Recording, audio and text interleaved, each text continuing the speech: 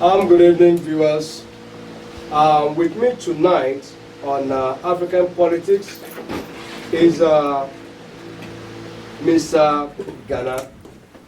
Mr. Ghana is a lawyer by profession. He is also a community leader.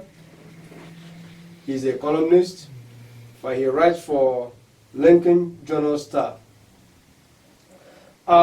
Mr. Ghana is a licensed financial professional. So that means he is a specialist when it comes to financial planning, investment, insurance, and index assets. Lest I forget, Mr. Ghana is also an activist. And he is an Ambazonian. I have to underline that, an Ambazonian. Mr. Ghana is a father with 4 children, beautiful children, smart and intelligent. I'm your host tonight. My name is Chukwusom Iheme from African Community Radio and TV. We are going to discuss Ambazonia. We want our children and our viewers to know about Ambazonia. Mr. Ghana, let me start from you. What does Ambazonia mean to you? As I don't want to be offensive. I don't want to use as a Cameroonian. I want to use the word as an Ambazonian. What does it mean to you, and why are you in this struggle? I'm in this struggle because something happened to Africa over 100 years ago, coming from 1884 at the conference in Berlin, when Africa was colonized and partitioned. Following the colonization and annexation of Africa, Africa got out of that. And the settlements within the various countries in Africa, from the late 50s coming onto the 60s, left Ambazonia as an independent territory in international law. Ambazonia is also called the erstwhile territory of the British Southern Cameroons. And all the African colonies and territories coming from 1884 through the First and Second World War down to the 50s have been decolonized. The only territory in Africa that has not yet been decolonized is Ambazonia, or the British Southern Cameroons. Could you explain further to us on that? What do you mean by decolonized? Decolonized means that Africans were being governed. The various African countries as we know today, or territories, were being governed under colonial rule, where it was an inhumane, unacceptable, and barbaric imposition of the rule of foreigners, principally Western Europeans, on Africa, where they came, and as from the Berlin Conference in 1884, under Otto von Bismarck, partitioned Africa into territories and colonies here. So Africans became attached as subjects to these powers in Europe. But following the end of the Second World War, when Europe fought against itself and was severely weakened, all the territories, not just in Africa, but around the world. You have to remember that almost the whole world was being blanketed by colonialism from the West. Even India, Pakistan, South American countries, and African countries as well. So African countries began fighting for independence.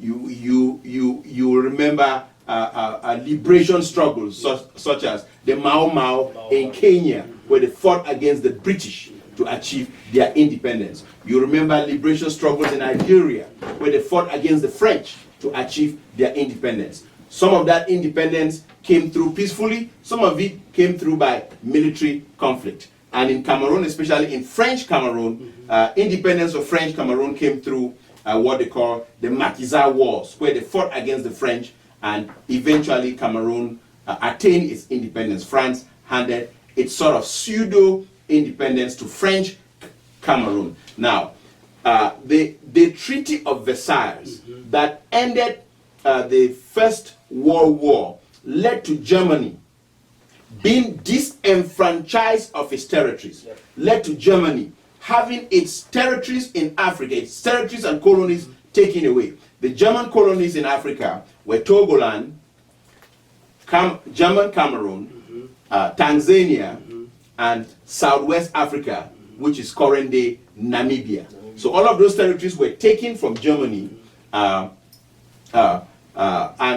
Togo, part of Togo went to Britain, part of Togo went to France, part of Tanzania went to England, Southwest Africa, current-day Namibia, was annexed to South Africa, and Cameroon was partitioned as two Class B trust territories. One of it came under British trusteeship, and part of it became under French trusteeship. Now, part of the German Cameroon was also carved out, some of it annexed to Central Africa, some of it annexed to Equatorial Guinea, Gabon, and so the German Cameroon no longer exists. So these two territories, French Cameroon and British Cameroon, existed as two Class B trust territories recognizable under international law. So as an Ambazonian, I am an indigene from the British Cameroons, whose rights as a citizen have not yet been given, whose rights under the decolonization process, under specific UN resolutions, such as UN Resolution 1514 XV, that came out of the United Nations on December 14, 1960, asking that all colonial countries and territories be given independence, such as UN Resolution 1608, that specifically addressed the British Southern Cameroons and their path to independence. Those have not yet been settled as it concerns Ambazonia. So that's why I say Ambazonia is the last African territory or colony that has not yet been decolonized, and is currently being annexed by French Cameroon and France. It's being annexed by France using French Cameroon as a proxy. Now, I know there has been some, there have been some, will I use the word skirmishes between the Ambazonian and the Cameroonian forces. And there have been some human rights violations, especially from the part of the Cameroonian forces. Can you give us a highlight? I just need an example of one human rights violation, maybe in recent years, from these forces, because we are talking about indigenous people that are being killed. I think the best word would be genocide, if I'm right. Correct. Genocide is being committed. Can you throw more light so that our viewers will see what is going on, understand why you want a country of your own, where your rights will be protected? Yes, genocide is occurring within the Southern Cameroons. Now, the dehumanization of the Ambazonians has been occurring since 1961, but it came to a head in 2017, where over 40,000 Ambazonians, men, women, crippled, old children, have been mercilessly slaughtered. I would say by France, because France is using French Cameroon as a proxy. The United States is aware of this, and there have been two resolutions passed in the United States Congress and Senate regarding Ambazonia and French Cameroon, recognizing the two parties as legal entities in international law and asking for this conflict to be settled on the negotiation table. I might also want to state that the international community, endorsed by the United States, the UN, the EU, Germany, have already appointed an international mediator, the Swiss. And the name of the mediator that the Swiss have appointed is Gunther, to mediate on this conflict, because it recognizes the two parties as two parties in international law. Ambazonians are on the negotiation table, they call it the Swiss talks, but French Cameroon is refusing to come to the negotiation table to stop this madness of slaughter and genocide that that is going on to stem the killing of Ambazonians. And it's not just the killing of Ambazonians, it's the burning of villages, the slaughtering of cattle, the destruction of live crops, deprivation of Ambazonian kids from going to school. This can be compared directly to what is happening in Ukraine, where Russia has invaded an independent country and a member of the United Nations and is claiming Ukraine as part of its territory. If you take Russia in Ukraine and you take France in Ambazonia, there is absolutely no difference. Both of them are a violation of international law and genocide against a people. Then why is the world so much focused on Ukraine than what is happening back in Africa? We have the Biafran struggle, for instance. We have the Ambazonia struggle as another example. Why is the Western media not focusing on all this? I would have to say there are certain things you would have to consider. One, I would have to say Europe suffered a lot in wars. I mean, Europe fought a lot of wars. We've read about the Napoleonic Wars, where Napoleon terrorized the whole of Europe, creating the continental system, invade. A lot of people died. First World War, Germany rising from having become a nation from Prussia, amalgamating the other territories and becoming a power and terrorizing Europe. Millions of people died. Second World War, again, Hitler rising, starting a war by invading other countries, including Czechoslovakia, and leading to 50 million people being killed. So Europe has learned suffering that has come from war. And Europe has grown to learn that it is not good for a land war to start and spread in Europe. So whenever a land war starts in Europe, the Western powers are very quick to go in there and snuff it out. The Western powers are very quick to put their feet down on the principle that aggression, whether it's Hitler aggressing Poland, whether it's Putin aggressing Ukraine, aggression should not be rewarded. But when it comes to non-white people, this same principle does not exist. There's an article I wrote in 1995 in the Lincoln Journal-Star that says, the Western world seems to have mischaracterized the optimal and the optimum level of capitalism and democracy as to be when it is concentrated in the West and the democratic West. So the West can live in democracy, they can live with the rule of law, but when it comes to other peoples, the jungle rule can exist. And when I wrote that article in 1995, and I sent you a copy of that article, I was writing that article with forethought to what is happening in Ukraine. Because they say, injustice anywhere is what? Injustice everywhere. There you go. So if you let undemocratic rule, if you let dictatorship, if you let corruption, and if you help to patronize this corruption in the third world, and you think that is going to be something that is going to be relegated to the third world, you are breeding the mindset of aggression by one power against a people, which has cropped up where? In Europe, where we are having the first land war since the Second World War. You have to also throw back to what happened in Yugoslavia in 1995, where Serbia decided to insist on holding those nations there captive.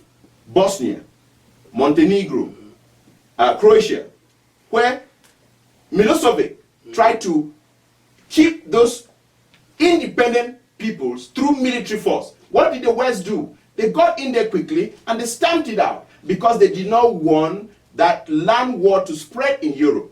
But what happens in Africa? Like in Ambazonia, they allow that injustice. They allow France coming in to violate international treaties, to violate the sovereign rights of the people of Ambazonia, where over 40,000 of them have died since 2017. This is an aberration in international law. Okay, what is the interest of France? Is it economical or political in Ambazonia? Can you throw light on that for me? There was a famous thinker in Africa that says, African resources are both a blessing and a curse.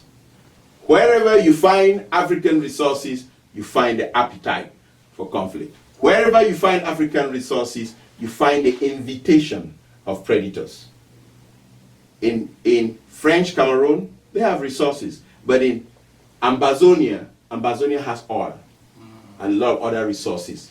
And France is bent on keeping Ambazonia so that French companies like ERF can continue to exploit that oil. Not just that they want to exploit that oil, they want to exploit that oil at conditions that are very disadvantageous to the African, at conditions that make this oil be sold at prices that are way below market level. And by coming in and support French Cameroon, that's why I say French Cameroon is just a proxy of France.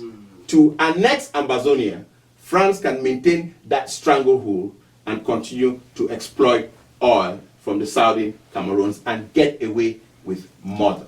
Okay, I will ask you this question. Has there been any attempt by the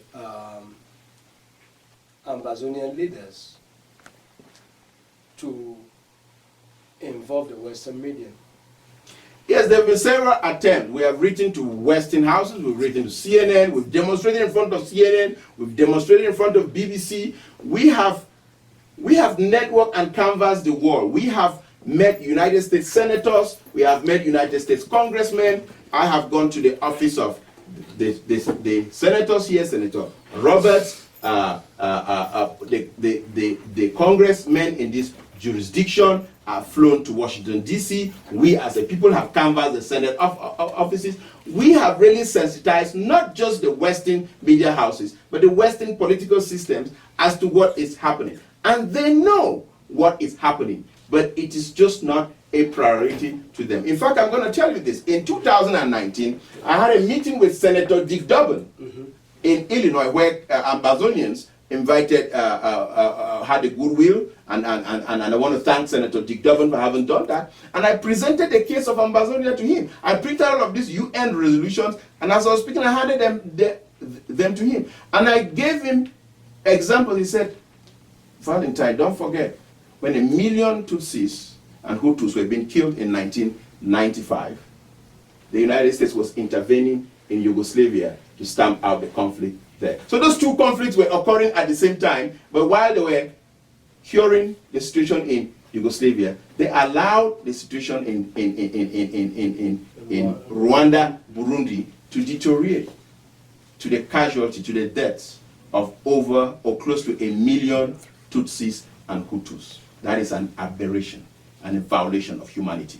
So I have a reason why I ask this question, because it's like the West has no particular interest when it comes to conflict in Africa. That was why I asked that question. I will ask you another question, and that will be back to people on the ground, and I call it on the is that zero? Ground zero. Ground zero. Home front.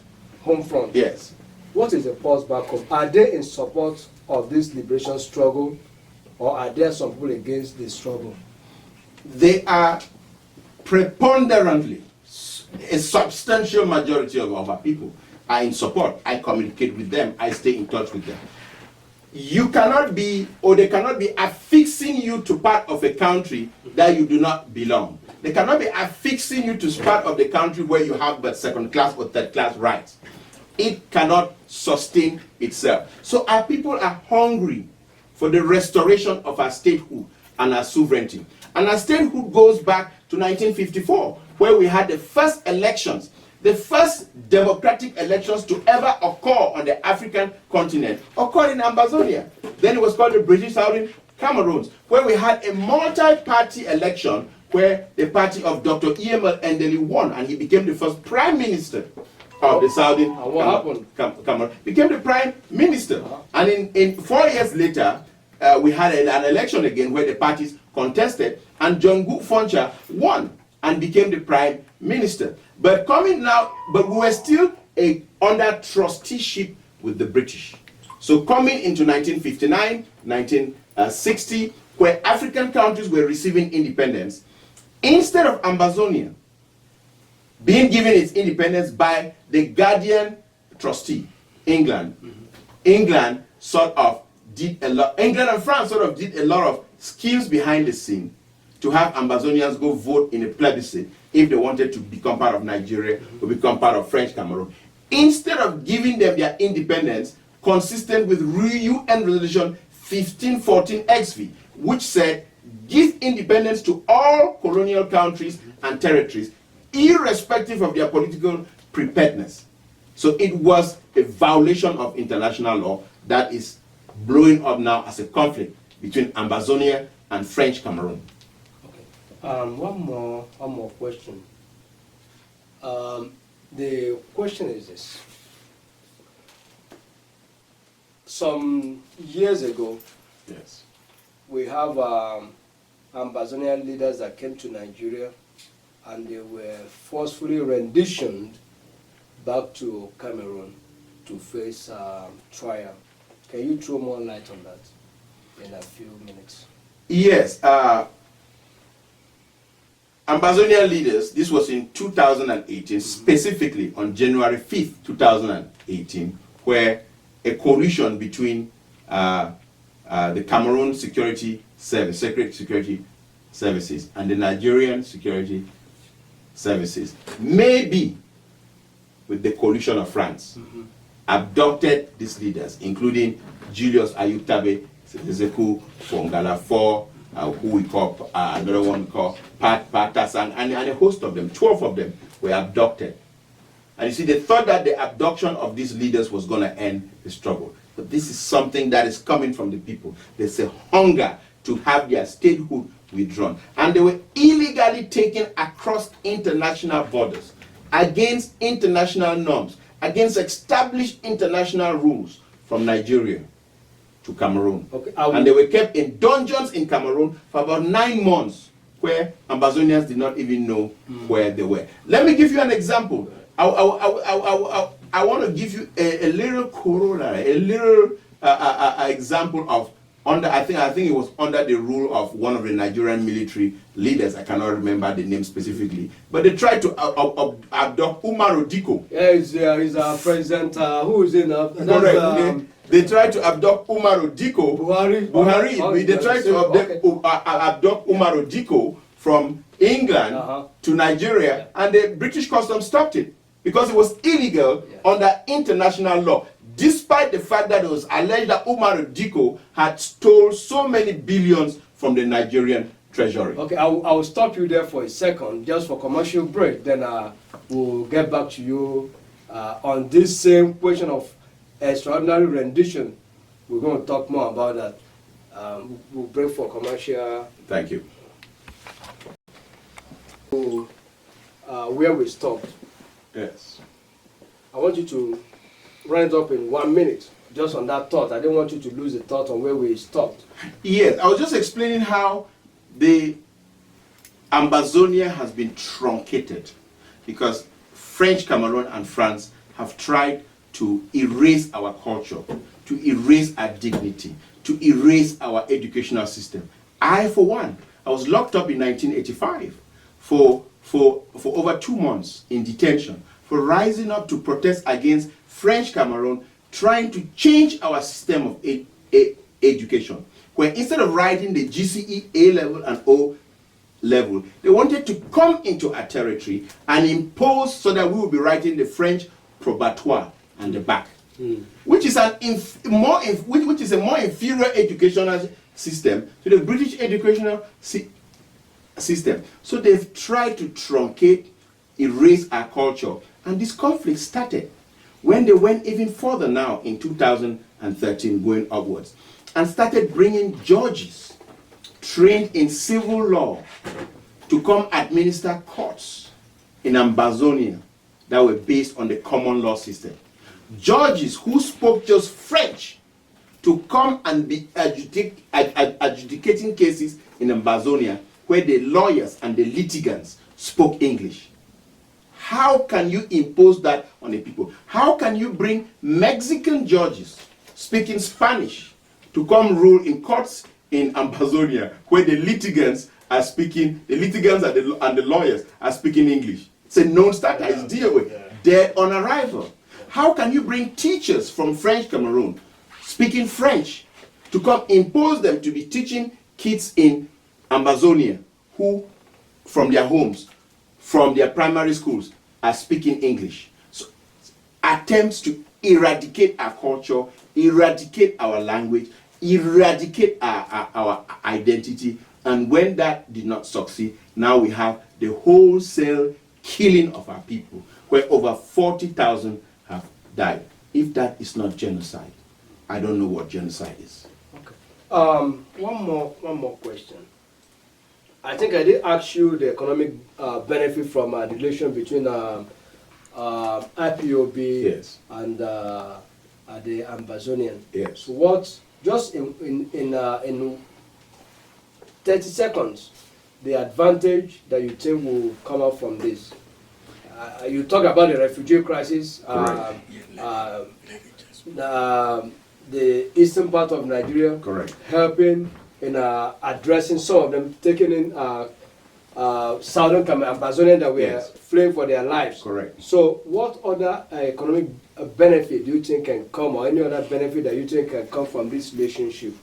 I think the other marginal strategic importance that it can be is to highlight the fact that if you allow injustice to fester, whether it's in the southern Cameroons, aka Ambazonia, or in the eastern part of Nigeria where the Igbos and the Easterners are very disenfranchised, that's a whole area that dovetails into the Gulf of Guinea.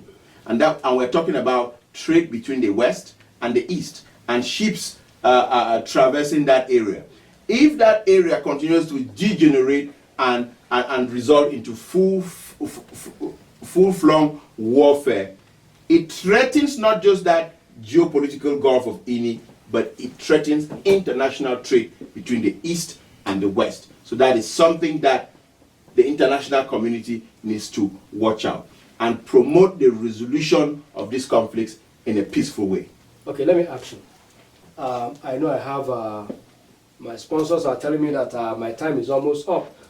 What are cultural ties that exist, what are the cultural ties that exist between the Ambazonians and the eastern part of Nigeria, where the Calabar and all those areas, Bakassi and all, what, are there any cultural ties, language similarities, and and all those kind of, is there any? When the colonialists came, they draw boundaries arbitrarily between people. If you look at the eastern border of Nigeria and the western border of Ambazonia, for example, you go to around the Manfe area, if you're moving towards Eko, the ethnic people of Nigeria and the ethnic people of Ambazonia are one and the same. If you look at their traditional dances, if you look at their culture, if you look at the kind of foods they eat, we are one and the same. In Nigeria, you eat what we call calabayam. We treasure that in Ambazonia. When you guys fry plantains and eat with what